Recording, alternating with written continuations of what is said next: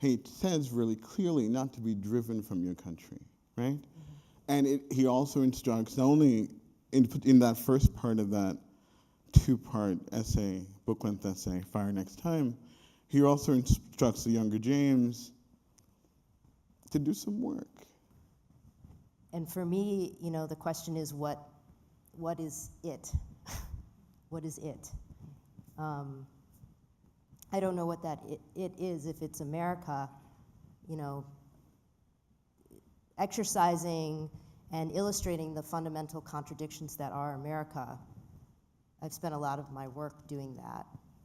I'm not sure that that's it anymore. What we have to do is figure out what are the conversations we have that privately sustain us as a people, and I think he does that well, because there was a moment when I read Baldwin and I would think, he's talking to white people, why is he always saying this as if they're the audience, or aren't we the audience? But I think what Baldwin does is that he's always having that dialectic. Mm-hmm. And Gwendolyn Brooks says that, how do we write blackly?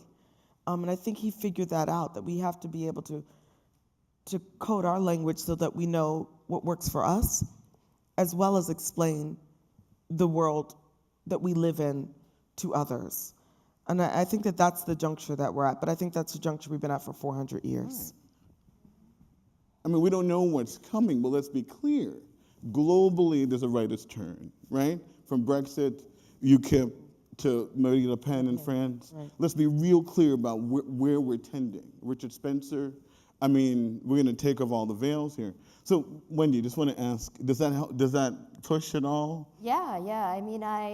I have an answer maybe Baldwin wouldn't like. No, well, who cares? He's not here.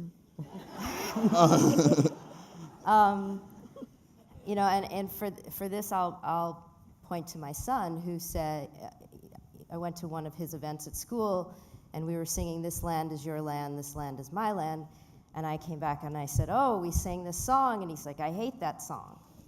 And I said, "Why do you hate that song?" He's like, "Because it's saying, you have this land over here, and this land is your land, and this land over here is my land, and land doesn't belong to anybody." And I thought, he's 7, right? So he gets it. The whole idea of nation might be a little outdated.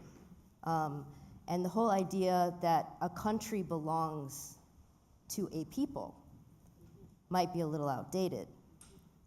I don't think it's any coincidence that the protests at Standing Rock are happening at the same time as all of this other stuff, right? And so the fundamental idea of nation being tied to land is a problem in a lot of places. Today I was reading Toni Morrison's review of Who is Angela Davis? And it's a fantastic review. She wrote it in 1972 for the New York Times, and it's a great title because it starts with, who is Angela Davis? And she says, no, more importantly, who is this white girl who wrote this book who thinks she's privy to how black revolutionaries get made? And it's so Toni Morrison in the sense that she is impervious, and she doesn't really tolerate silliness. And I think what I love so much about those people is what they're saying is, you don't have the right to tell our stories because it's an impossibility that you know the intimacies and the interiorities of our lives. And so what I think when I was saying about the Black Death is that in some way, we're told Baldwin is great, we're told Baldwin is great. But when I was sitting in the south of France in his home, it looked exactly like my grandfather's home in South Central LA. And this is someone who doesn't have any, medals from the French Legion or anything. And so what I realized is that we are responsible for tending our own hearse and our own legacies because they aren't guaranteed.